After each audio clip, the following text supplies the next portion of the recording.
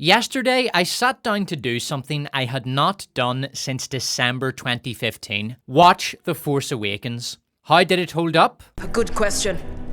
For another time. The general consensus is that The Force Awakens is a flashy knockoff of A New Hope, but it has some redeeming aspects, is reasonably entertaining, a decent reboot of the Star Wars franchise, and by far the best movie in the Disney sequel trilogy. There are still many fans who believe that The Force Awakens is a good movie and has been unjustly maligned as a result of the backlash against The Last Jedi. When I sat down to rewatch The Force Awakens, I was expecting it to be bad, but not awful, and somewhat entertaining, which is how I remembered the movie. I was shocked at how horribly The Force Awakens has aged. The movie isn't just bad, it's terrible. I was not entertained. I was bored senseless from start to finish. The plot is a sequence of stage-managed set pieces stitched loosely together through obscene levels of contrivance. There are many major plot holes. The script often just makes up new rules when it needs something to happen. The movie is filled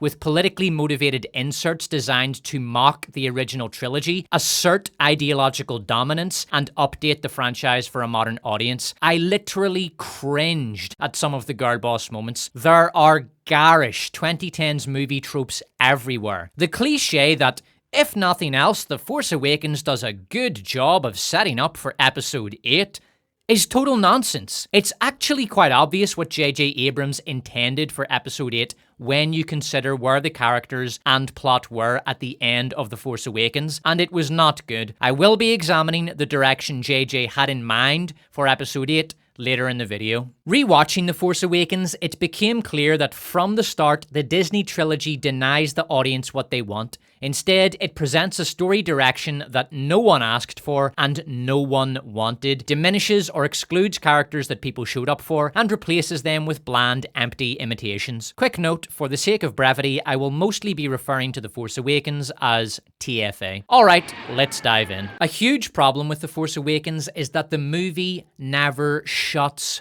up. It is a headache-inducing, high-speed barrage of flashy action punctuated by exposition-heavy, snappy back-and-forth dialogue. The movie never stops to take a breath. Here's a perfect example of the problem. Solo, why are we here again? Get your droid on a clean ship. Clean. Han, Rey, Finn, and Chewbacca have just landed on this lush planet and are heading to the Mos Eisley Cantina knockoff. This is a perfect opportunity for the movie to catch its breath and let the viewer take in some of the visual world building. But no, because something always needs to be happening, or else someone always needs to be talking, or both. I recently watched a video about fan editing, that is, movie fans creating their own cut of a movie with the aim of improving it. The video showed a clip from a fan edit of the aforementioned scene from The Force Awakens in which the editor removed the dialogue. I'll show the clips and let you decide which you prefer. Why are we here again? Get your droid on a clean ship. Clean.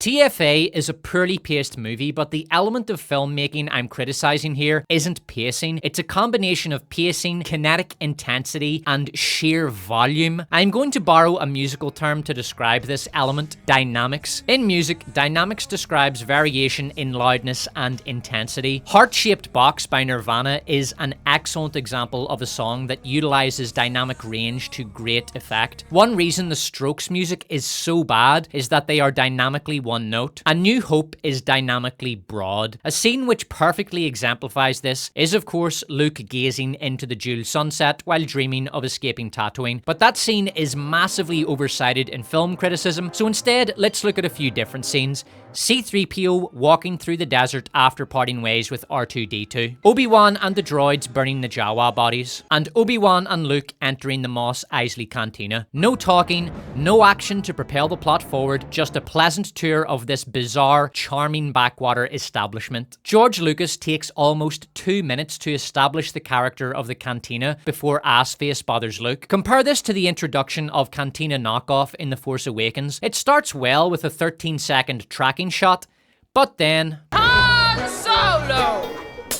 Instead of allowing the viewer to bask in the ambience of the Cantina as A New Hope does, The Force Awakens almost instantly kills the vibe. The plot immediately kicks into high gear. Han and crew head off to talk business with Maz. A resistance robot alerts the resistance that BB-8 is here, and an Imperial spy alerts the First Order, all within 1 minute and 20 seconds of the trio entering Cantina Knockoff. And what a coincidence that both the First Order and the Resistance had assets in Cantina Knockoff. TFA is dynamically narrow. The movie is either loud or extremely loud. There is only one sequence in the movie that achieves a dynamic chill: Rey's introduction. This sequence contains nice wide shots that hold and let the viewer take it all in. There's a good scene in which Rey is cleaning a piece of salvaged equipment and she looks across at an old woman doing the same thing. Rey realizes in this moment that if she doesn't get off this miserable rock, she will be that old woman one day. Rey's character introduction is easily the best sequence in the movie and, appropriately, contains the last great piece of Star Wars music John Williams wrote, which is the most popular track on the OST by a considerable margin. Rey's theme has over 43 million spins on Spotify. The second most popular track on that soundtrack is March of the Resistance, 17 million spins. After Rey meets BB-8, TFA goes loud and never lets up, even for a few seconds. Once you notice this, you can't unnotice it, and the experience of watching the movie becomes even more unpleasant. Here is another scene which illustrates the problem with TFA's dynamics perfectly. I don't know your name. Finn, what's yours? I'm Rey. So far this is good. Now what we need is for Rey and Finn to have a chat. We can learn about their backstories, and the manner in which they chat will be a good opportunity for characterization. But then... Rey. Help me with this! When Han boards the Millennium Falcon and starts talking with Rey and Finn, this is a great opportunity to get a bit of Han's post-Episode 6 backstory. What happened after the Battle of Endor? Did he get into politics when the New Republic took power? What happened to the New Republic? Why did he abandon it all? This is an opportunity for the movie to expand Han's backstory and do something it completely ignores: world building. And we almost get into it. But then...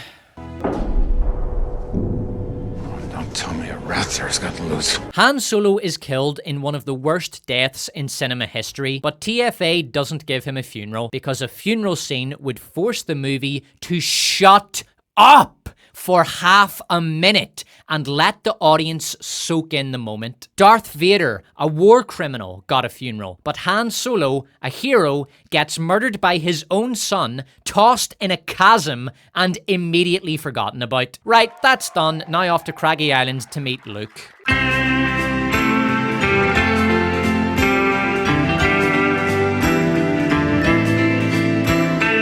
Now let's examine the dated tropes that are all over TFA. From the opening crawl, TFA reeks of the update for a modern audience. The first 4 words of the crawl are, Luke Skywalker has vanished. This is a perfect example of a politically informed plot. Luke didn't vanish for any legitimate in-world reasons. He vanished because Kathleen Kennedy wanted him gone, so she could create a female-led version of Star Wars.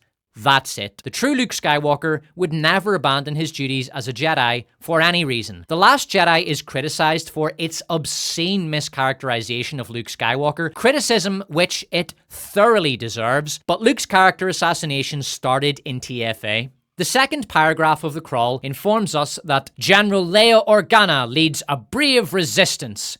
You hear that, you sexist pigs? It's not princess anymore, it's general, and she is leading the franchise now. I mean, the rebellion. I mean, the resistance. It is an indication of just how much culture has changed since 2015 that Disney got away with this. Imagine the TFA was coming out in December 2025 and the crawl was leaked online. It would set fire to the internet. Everyone would know instantly exactly what Disney was doing, excluding male characters as completely as possible in order to push empowered female characters down the viewer's throat. The fact that there was so much initial positive reaction to TFA really exposes the Hollywood perpetuated myth of the toxic fandom for the nonsense that it always was. The first line of the crawl makes the movie feel dated. Appropriately, so does the first line of dialogue. This will begin to make things right. This is called...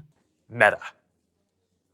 Meta is when a piece of art makes reference to itself as a piece of art. By the way, I am not suggesting that TFA is a work of art. It isn't. It's a Disney remake. This opening line is a middle finger to the prequels. TFA asserts that the prequels ruined Star Wars, but don't worry, because The Force Awakens will begin to make things right. I'm calling it. This is the worst aged line in cinema history. Not only did the Disney sequel trilogy not fix Star Wars, it broke the franchise so completely that it made fans nostalgic for the prequels. The opening scene is a knockoff of A New Hope's opening. The Empire, the First Order, attack the rebels in order to secure a valuable piece of intelligence. The rebels are quickly overrun, a good guy hides the intelligence in a droid and gets the droid away from the battle. Darth Vader walks menacingly through the door, briefly surveys the wreckage of the battle, interrogates and kills a guy, and takes a high-ranking rebel prisoner with the intention of torturing information out of her later. I won't go over TFA's extensive plagiarism of A New Hope, as that has been extensively documented, but it is quite astonishing just how shamelessly Disney copied A New Hope, often beat for beat, as in the opening scene. When Princess Leia, Poe, is brought in front of Kylo Ren, the movie does Marvel humor. So who talks first? You talk first? I talk first. The old man gave it to you. It's just very hard to understand you with all the... This is another example of Meta. Star Wars was never meta, and the little Marvelisms that Disney excreted across their trilogy always stick out like a sexual innuendo in a lightsaber duel. Brienne of Darth appears to announce herself as a token female character. She'll be used as a plot device later on, but apart from that, Brienne of Darth plays no role in the movie at all. She's here to make Imperial leadership more female. This is pure tokenism. Captain Phasma is the first female Star Wars villain. I find it very heartening that a franchise like Star Wars, it makes it a progressive character, makes it a modern character, a new relationship with a female character, which isn't about her being sexualized. Captain Phasma is the first female Star Wars villain. First female. Rey has become synonymous with Mary Sue, a term used to describe a flawless female character who is brilliant at everything. Prior to Rey, the term was almost entirely unknown. It exploded in usage after being used to describe how awful a character Rey was. I was well aware from viewing many YouTube reviews of the DST that Rey was a Mary Sue, but I was surprised at the extent of her flawless mastery in everything from the moment she shows up on screen. She elegantly descends a long, thick rope without a harness. She's a linguist. Her first lines aren't in English. They're in some alien language she speaks to scare an alien away from BB-8. She can perfectly understand what BB-8 is saying. She beats up two thugs at a market. She chases Finn, flanks him, and floors him with a single move. She flies the Millennium Falcon expertly and has a complete understanding of the ship mechanics. Her knowledge of the ship is so encyclopedic that she solves a problem that Han Solo himself is unable to fix. She concocts a plan to trap two gangs in a corridor by manipulating the mechanics of a freighter ship she has never been on. However, here she does make her one single mistake in the entire movie. She opens the wrong doors, unleashing the Rancors. She saves Finn from a Rancor. She charms Han Solo into wanting to hire her within minutes of meeting him. She is called to Luke's lightsaber. She shoots several stormtroopers the first time she fires a pistol. She successfully resists Kylo Ren's Force mind read. In fact, Uno reverses it and reads his mind. She performs a Jedi mind trick on a guard despite never having been trained in the Force and not even knowing the Force was real until Han Solo told her hours before. She sneaks around Death Star 3 undetected despite the fact that the entire garrison and Kylo Ren are looking for her. She hotwires the blast doors of a corridor inside Death Star 3 within seconds, something Han Solo tried and failed to do in Return of the Jedi. She force grabs a lightsaber despite never having force grabbed before, and she defeats Kylo Ren in a lightsaber duel despite never having used a lightsaber before. A YouTuber I follow, writer Brandon McNulty, has brilliantly described Rey as Luke Skywalker with the cheat codes on. When Rey defeats two thugs in the market, it is essential that a would-be male savior is present to witness the event, because she don't need no man. She can take care of herself. The The movie emphasizes that Rey isn't the typical damsel in distress with these cringe-tacular lines. What are you doing? Let go of me! Come on, we gotta move! I know how to run without you holding my hand! Stop taking my hand! These feminist inserts are a wagging finger aimed at this iconic scene from A New Hope. I'm Luke Skywalker. I'm here to rescue you. Times have changed. A New Hope is outdated and sexist. Women don't need rescuing from men. They can handle themselves. Don't you dare touch a woman without her express consent. In fact, men need rescuing from women now. Follow me. To call the messaging here hammy is a massive understatement. There are industrial pig farms that are less hammy than this. After girlbossing the Millennium Falcon around for a bit, Rey flies off planet, and literally within minutes of leaving Tatooine Control CV, Rey, Finn, and the Millennium Falcon are captured by Han Solo. How did Rey not notice the approach of Han's giant ship? The level of plot contrivance required to get Han and Chewie back in the Millennium Falcon is astronomical. Han and Chewie just happened to be in the neighborhood in a vast galaxy spanning millions of human inhabited planets. They were scanning for the Millennium Falcon, which they lost years ago, and wouldn't you know it, it pops up on their scanner and they capture it with no difficulty at all. A couple of minutes later, Han's ship is boarded by some gang. Then a minute or two after that, it's boarded by another gang. Both gangs are hunting Han to retrieve money they loaned him. 3 infinitesimally unlikely events all happen in perfect sequence so that the plot can happen. This is some of the laziest writing in the Disney sequel trilogy, perhaps second only to... Somehow Palpatine returned. I have not watched either The Last Jedi or The Somehow Return of Palpatine since I watched them when they came out. In fact, I watched a shitty cam copy of The Somehow Return of Palpatine while in bed with my wife. So to say I've watched that movie would be an exaggeration. So I can't say if The Force Awakens is the least bad movie in the DST, but when I consider how wretched some of TFA's writing is, I find it difficult to believe that the follow-ups could have been worse. Here's another example of TFA's disgustingly lazy writing. Finn is captured by a Rancor. Rey pursues but gets lost in the corridors. She stops to call out to Finn, and by an astonishing coincidence, there is a console a few feet away from the spot she stopped in, which allows her to close a blast door on the Rancor's tentacles and save Finn. The entire movie is like this. Popcorn action scenes full of contrivance, which are not integrated into the plot in a believable way. The scene is acceptable theater spectacle on its own, and audiences are too distracted by the constant action to notice the abysmal writing. This is one of the main reasons initial audience reaction to The Force Awakens was so positive. The only geopolitical world building in TFA comes in a Skype call between Snoke and General Hux. Now, in order to avoid copyright, I have had to recreate this conversation using cutting-edge AI. I know a lot of my viewers don't like AI. Look, all I have to say to you Luddite apes is AI is the future, get over it. Karen iPhone, roll it. The weapon, it is ready. I believe the time has come to use it. We shall destroy the government that supports the resistance, the Republic. Without their friends to support them, the resistance will be vulnerable, and we will stop them before they reach Skywalker.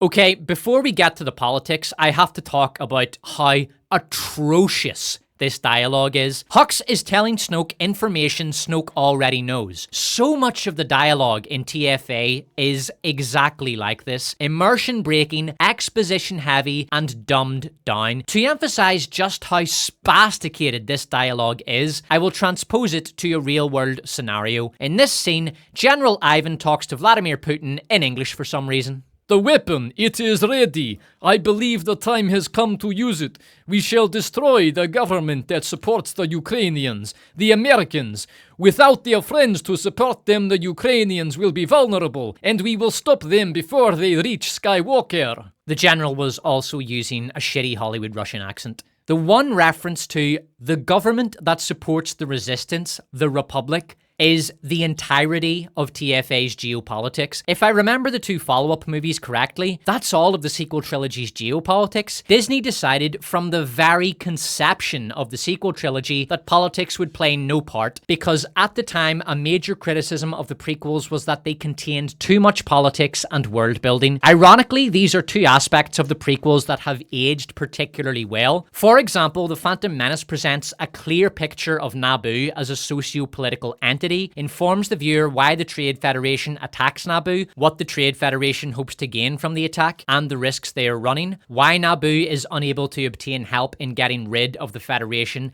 and how Palpatine is manipulating the entire crisis to his advantage. Compare that to TFA. What republic is Hux talking about? What system is destroyed by the third Death Star? What are the planets called? Why do they support the Resistance? Who are they? Are they the Resistance's only supporters? Do the First Order have systems that support them, or are they just an upstart gang who completed an unfinished Imperial project, the third Death Star? Why don't the First Order conquer this system using a conventional attack? Why is it necessary to use the third Death Star? What are the geopolitical implications of destroying this system? The sequel trilogy never answers any of these questions and never had any intention of doing so. The result is that the geopolitical conflict in The Force Awakens doesn't feel galactic in scale. It feels like a minor turf war fought between two gangs in some barely relevant region of the Mid-Rim. On board the Millennium Falcon, Rey says, This is a Millennium Falcon.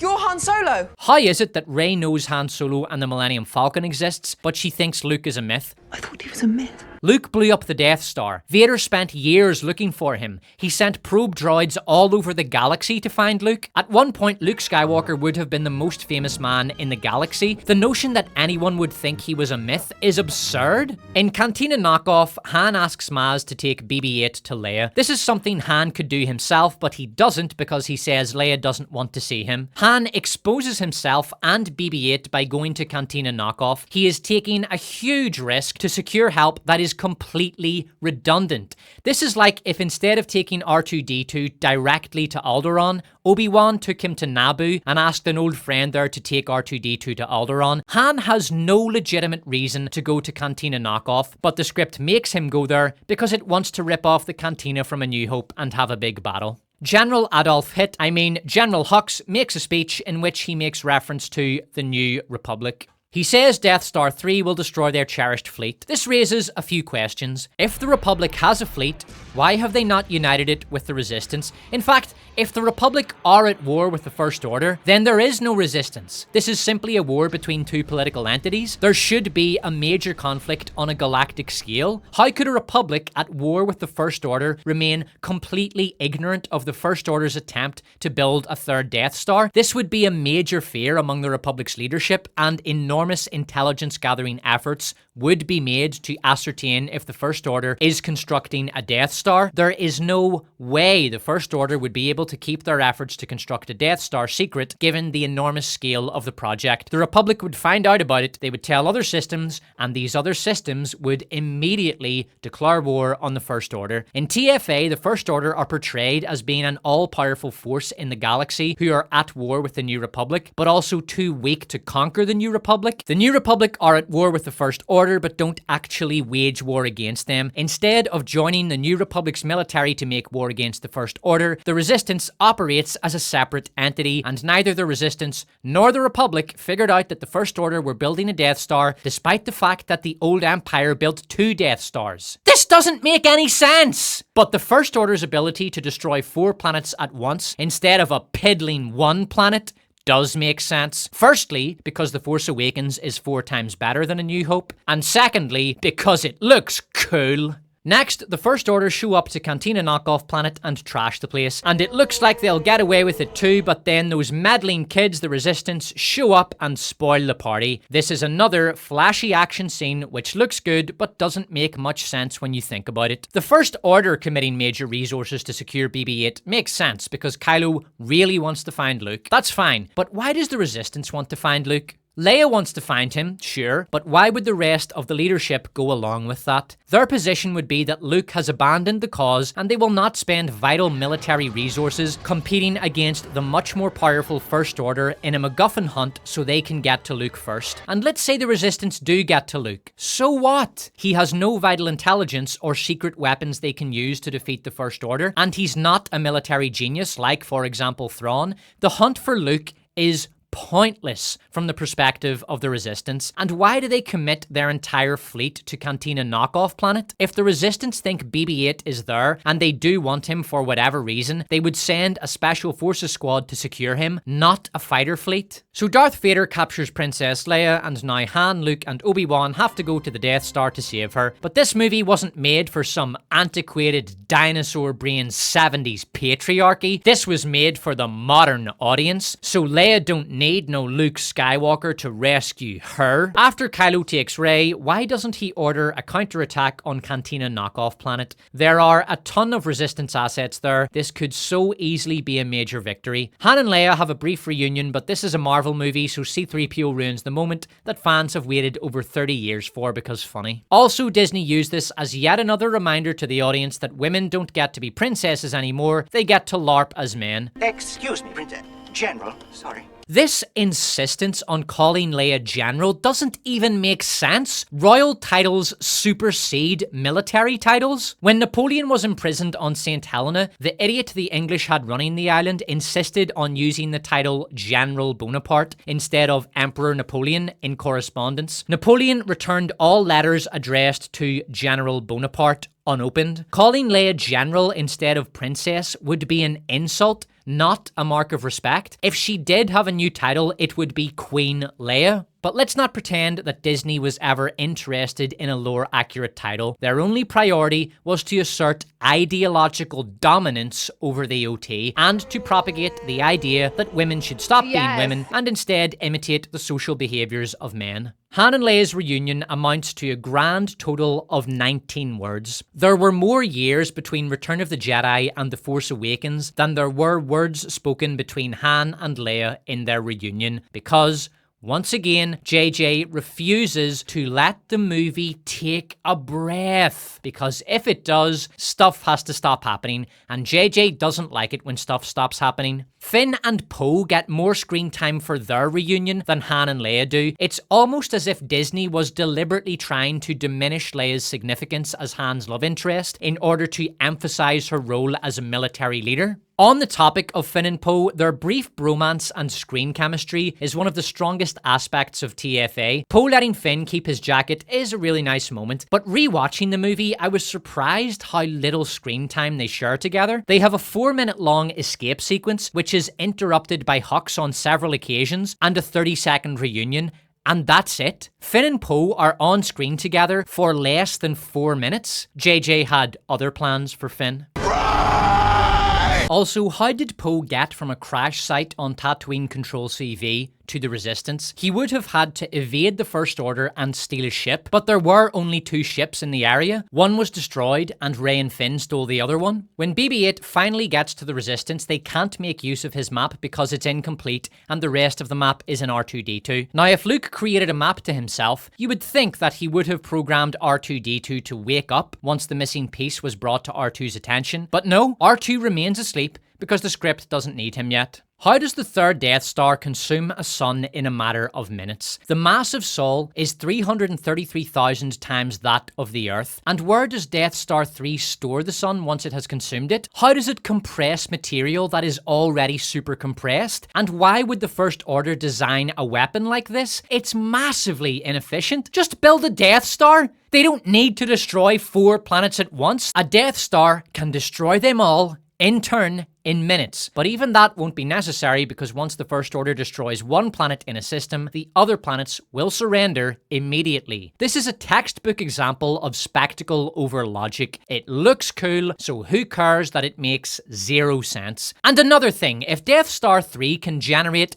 the gravitational power to suck up a star, then it's already a planet-ending weapon. The First Order could just suck up a planet's atmosphere instead of destroying it with a laser, but of course that wouldn't look as cool. Death Star 3 pushes the franchise far outside the established boundaries of verisimilitude within the Star Wars story world, and in doing so, breaks that story world. J.J. Abrams' defense of his obvious plagiarism of the Death Star is that it's different because it's way bigger. It's another Death Star. I wish that were the case, Major. This was the Death Star. And this is Star Killer Base. It's totally different. It's a rap song. It doesn't sound anything like theirs. Ding, ding, ding, diggy, ding, ding. Ding, ding, ding, diggy, ding, ding. Ding, ding, ding, ding. That's the way theirs goes. Ours goes ding, ding, ding, diggy, ding, ding. Ding, ding, ding, ding, diggy, ding, ding. That little bitty change. It's not the same. Also, the Resistance has somehow obtained a full internal scan complete with schematics of not the Death Star. I couldn't be bothered rewinding the copy of TFA I currently have opened on my desktop to see what the movie's excuse for this absurdity is. Finn says he can disable the Death Star 3's shields because trust me bro, so the Resistance trust him bro, and Han volunteers to go with him. The Resistance plan to disable the shield goes thusly. Send an old man who hasn't fought for the Resistance in years and a guy who was working as a stormtrooper literally yesterday, and they will somehow disable the shields. Why does no one even consider the possibility that Finn might be an Imperial spy? And why don't they send a ground squad as an escort for Finn and Han? The level of incompetence on display here makes me wonder why General Organa is still in charge. The Disney sequel trilogy doesn't get enough criticism for how completely it destroys Leia's character. In the OT, she was an intelligent, tactically competent warrioress with good instincts. In the Disney sequel trilogy, she is a criminally incompetent blunderer who concocts insanely stupid plans, places toxic leaders in charge of existentially important operations, and sends some random bint she met literally 2 minutes ago to retrieve Luke. Han Lightspeed jumps through Death Star 3's shield because bullshit. Their shields have a fractional refresh rate, keeps anything traveling slower than Lightspeed from getting through. If he missed his timing by a fraction of a millisecond, they would all die. But hey, it looks kinda cool I guess, so shut up. Also, Davis, I think you had a question? How did Han Solo know when to bring the Millennium Falcon out of Lightspeed? The Millennium Falcon comes to a halt at a cliff's edge because it looks cool, and the boys set off to somehow disable the shields. So they somehow sneak into the core of the base undetected, and somehow find a perfect ambush spot to capture Brienne of Darth, whose whereabouts they somehow knew about in detail. Then they somehow escort her undetected to the central shield controls, which are unguarded despite the fact that Super Rey is on the loose, and Phasma agrees to disable the shields, and they toss her down a garbage chute off screen, but she somehow escaped and got off the planet before it blew up so she could be in the next movie. After Han and Finn get the shields down, the Resistance fleet jump out of Lightspeed and begin their attack run. But how could they have timed this so perfectly unless they knew in advance exactly when the shields would be down? They started their Lightspeed run to Death Star 3 while the shields were still up without having any idea of when they would be down. This defies both military and temporal logic. Not a single stormtrooper spots Rey, but Han sees her by sheer chance. The trio somehow make their way to Rey without detection. Rey asks, "Finn, what are you doing here?"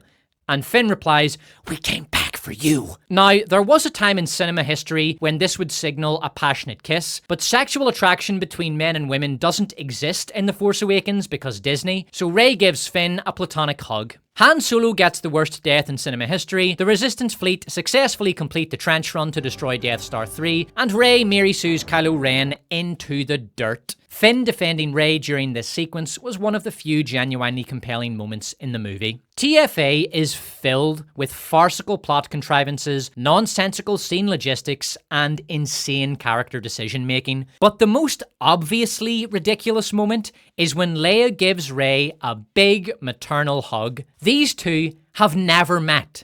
They don't know each other by sight, but they embrace one another in a manner one would expect of a mother and daughter who haven't seen each other in 3 years. And what makes this moment somehow worse is that Leia walks right past Chewie without even acknowledging him. Han's partner for decades, who is no doubt heartbroken right now, Chewie, gets zero attention from Leia so she can smother a girl she has never seen before with affection. This scene perfectly encapsulates the Mary Sue effect Rey has on the story. Everything is always about her all the time. Han meets her, wants to hire her. Finn meets her, suddenly his entire reason for being becomes Maz meets her and immediately insists she take Luke Skywalker's lightsaber. Kylo spends a few minutes with Rey and immediately becomes obsessed with her. Kylo mentions Rey to Snoke and Snoke demands Rey be brought to him. Leia takes one look at Rey and ignores Chewie so she can go mourn with Rey. The Resistance finally get the map to Luke they have been searching for all this time, and what happens?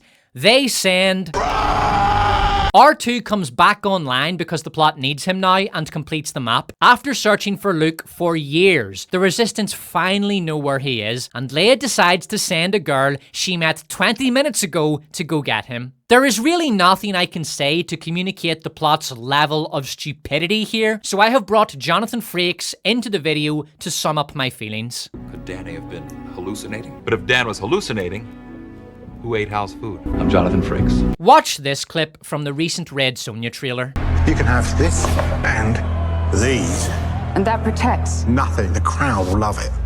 Now ask yourself, what did the filmmakers do wrong, apart from everything? They gave the audience what the audience didn't want. At no point in the history of the Red Sonja fandom did one fan turn to another and say, you know what would be awesome if they made a Red Sonja movie, but instead of her wearing her iconic bikini armor, she doesn't wear it, and it only appears in one scene so it can be mocked, and Sonja can reject it as a feminist political statement. If Disney had conducted a Twitter poll asking the question, in the upcoming episode 7, Luke will be off-screen the entire movie, he won't show up until the last scene, and does not speak one word of dialogue. The options of the poll are: I like it! Or I hate it! What percentage of respondents do you suppose would have chosen I like it! Post your answer in the comments. And how many fans would have approved of the decision not to give Han, Luke and Leia an on-screen reunion? Before I move on, I have to share this comment from the Red Sonja trailer comment section. This feels like the kind of movie you buy for someone when you forgot about Secret Santa at work and you're right about to get in the checkout line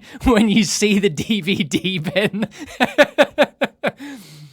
Finn is often described as a wasted character. The narrative goes that his character intro was great and he had so much potential, but then they turned him into a clown and a simp for Rey. This is nonsense. Finn was never a good character. His initial decision to desert from the First Order comes from seeing his comrade die in his arms, and his reluctance to kill villagers who harbored rebels. Okay, so he's a conscientious objector. When you talk about destruction, man, don't you know that you can count me out? I love it. Minutes later, he does this. He indiscriminately and joyously slaughters a hangar full of men he has trained with, broken bread with, probably laughed with. This is the only family he has ever known, and he massacres them with glee. He goes from a conscientious objector to a psychotic mass murderer in minutes. Finn's immediate motivation is to escape the First Order, but then Rey smashes him in the face with her Rey stick, and his entire reason for being immediately becomes the last pretense of a shred of integrity in Finn's character is completely destroyed when he knowingly lies to the Resistance, claiming he can get the shields down on Death Star 3. He doesn't really know how to disable the shields, he just wants to rescue Rey because... And he's willing to risk the lives of billions to achieve his goal of finding Rey because... The cliche that Finn was a good character in TFA needs to stop. He was an awful character from conception. Kylo Ren is a nepo baby. His character is that he's Han's son and Darth Vader's grandson, and the movie repeatedly smashes the viewer in the face with this fact. Your father, Han Solo. The movie would have us believe that Kylo's character comes from his insecurity, as Rey tells the audience he's afraid that he'll never be as powerful as Darth Vader, but his character motivation only makes sense if Kylo has a personal enemy to surmount, Jedi to defeat, and he doesn't. The only Jedi left is Luke, and he took off to Craggy Island years ago. He's not an active participant in this conflict. Kylo Ren is like a bodybuilder determined to win the Mr. Universe competition, in which he is the only participant. Palpatine had to overcome the Jedi Order when he was coming up. Darth Maul wanted to slaughter any and every Jedi he could get near. Vader had Obi-Wan, Luke had Vader, and Kylo has... no one? It's actually kind of sad. It's like a guy left alone on the dance floor because all the other kids left the party. Let us imagine a different scenario for Kylo. He does want to find and kill Luke, but Luke's been gone for years, so that's become very much a back burner project. Kylo's main goal right now is to hunt down Avlis Near. Avlis is a Padawan the same age as Kylo, who was training at Luke's Jedi Temple when Kylo destroyed it. Avlis escaped the attack with two much younger Padawans. Avlis has somehow completed his Jedi training and continues to train the two Padawans. He has been conducting attacks on First Order outposts, attacks which have recently been growing in scale. Instead of the big set piece in the middle of the movie being, "Our gun is way bigger than the OT's gun" sequence, it's a showdown between Avlis and Kylo. Kylo attempts to overwhelm Avlis with his trademark alpha dickhead hack and slash brute force fighting style. Avlis backs off gracefully for a few seconds, then counters, taking off Kylo's arm in 3 moves, then force pushing him into the dirt. Avlis walks over, pulls off Kylo's mask, and force crushes it, then stares down at Kylo with a mixture of pity and contempt and says, "You're not Vader, Ben." Yes, Avlis has a Belfast accent. Then he walks off. Avlis' comment has a double meaning. 1, you will never be as powerful as Vader, and 2, you aren't a true dark side user. You can never escape the pull of the light. There is good in you yet. Kylo can struggle with the humiliation of the defeat and his determination to overcome it for the rest of the movie. In TFA, Kylo's initial motivation is to find Luke, which is the same motivation as Rey and Leia. Then he meets Rey, and like everyone else who meets Rey, his motivation immediately changes to... It has been well established that neither Disney nor J.J. Abrams laid out a 3-movie story plan for the sequel trilogy. In fact, they sneeringly rejected George Lucas's sequel trilogy plans without even considering them. This is perhaps the most criticized aspect of Disney's approach to Star Wars: Disney's lack of a plan for their sequel trilogy. Disney's lack of a plan for their Star Wars trilogy is a bit like Mao's Cultural Revolution. To an onlooker, it makes no sense. He sees only this great orgy of violence, philistinism, destruction, and state-sponsored immiseration of the entire population. But it made sense to Mao, and when you study China's Cultural Revolution, you understand why it made sense to Mao. Disney's make-it-up-as-we-go-along approach to the sequel trilogy makes no sense to us, but it did make sense to Disney. The Disney Corporation's priorities for Star Wars were as follows: reboot the franchise as quickly as possible, sell merch, push woke messaging, tie the movies into attractions at Disneyland, turn Lucasfilm into an assembly line to manufacture content for the upcoming Disney Plus streaming service. Create a coherent story for the sequel trilogy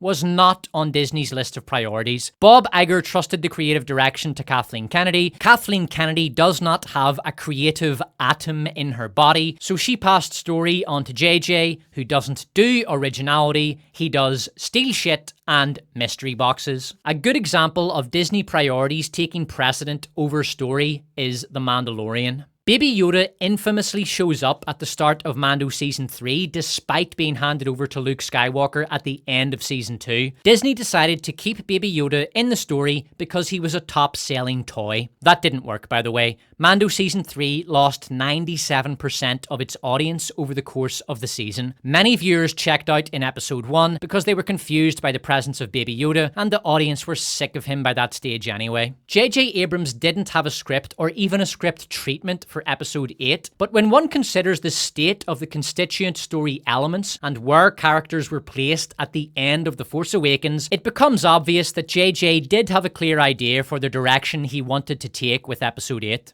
Rey is in an isolated region of the galaxy with a Jedi Master she has sought out. Snoke has commanded that Rey be brought to him. Kylo is now dead set on finding Rey. Finn is in a weakened state and could be easily captured if, say, the First Order launched a major attack on the hidden Resistance base at the start of Episode 8. You've probably guessed by now where this was all intended to go. JJ was setting up to copy The Empire Strikes Back in Episode 8. Craggy Island is Dagobah, Rey is Luke, Luke is Yoda, Snoke is Palpatine, Kylo is Vader, Poe is Han, and Finn is the bait that Kylo is going to use to draw Rey to him. JJ's Episode 8 would have started with Kylo Ren searching far and wide for Rey. He somehow finds the Resistance base, the First Order launch a major attack, and the Resistancers mostly escape. Finn is unable to escape because he's in a comatose state, and the First Order capture him. Maybe Poe manages to get Finn onto a ship in the chaos and take off. Then the First Order pursue and capture them both. Kylo Ren uses Finn as bait to lure Rey to him. She goes to face Kylo despite Luke's warning that she's not ready yet. She and Kylo fight, Kylo cuts off her hand, and no, I'm kidding.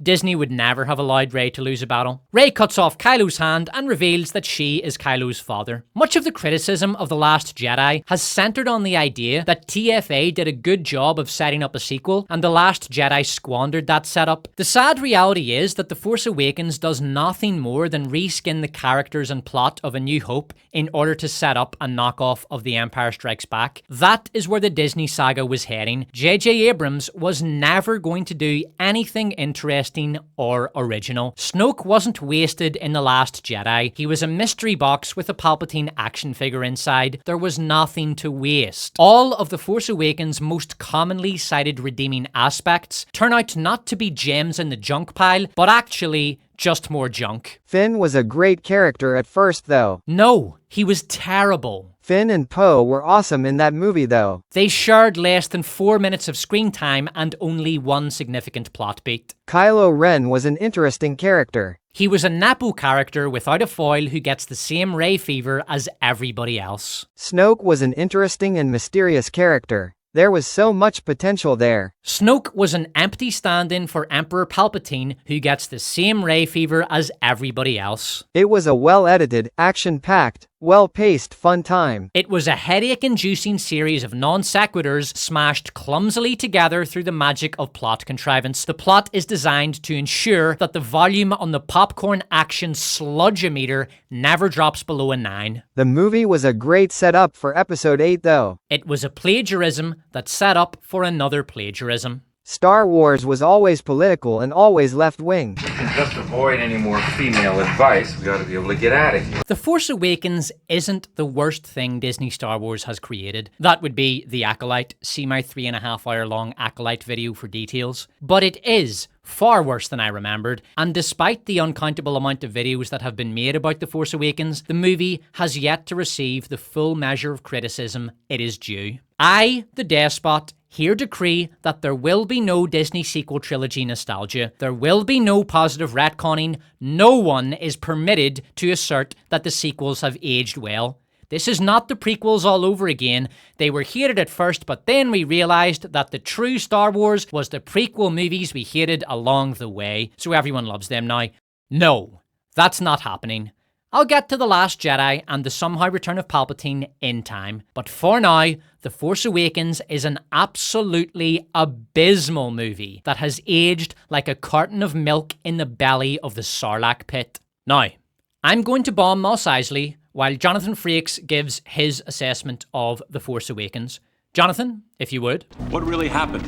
Did 3 acrobats really choose to avenge their sister's death? And haven't dogs and cats been known to predict earthquakes? But what about the detail of the chocolate chip cookies? But then, I'm Jonathan Frakes. But then, how do you explain the chocolate? How else do you explain both people using the same repair shop? If not, how could the boy suddenly speak Chinese? But then how do you explain... I'm Jonathan Frakes. I'm Jonathan Frakes. What about this unusually shaped chair? Why did the insult machine suddenly give compliments? How do you account for the loose stitching on the equipment? Was Jocelyn really cursed by the beautician? I'm Jonathan Frakes. How do you explain the doll? I'm Jonathan Frakes. I'm Jonathan Frakes. But then, I'm Jonathan Frakes. I'm Jonathan Frakes. I'm Jonathan Frakes. If so, how did the men's room attendant know so much about Artie? But then, I'm Jonathan Frakes. I'm Jonathan Frakes. I'm Jonathan Frakes. I'm Jonathan Frakes. I'm Jonathan Frakes. Who murdered Professor Wayne? And how do you explain Jonathan Frakes? And how do you explain the fact that the box fell at just the right time? How do you explain the smudge on the phrenologist's head?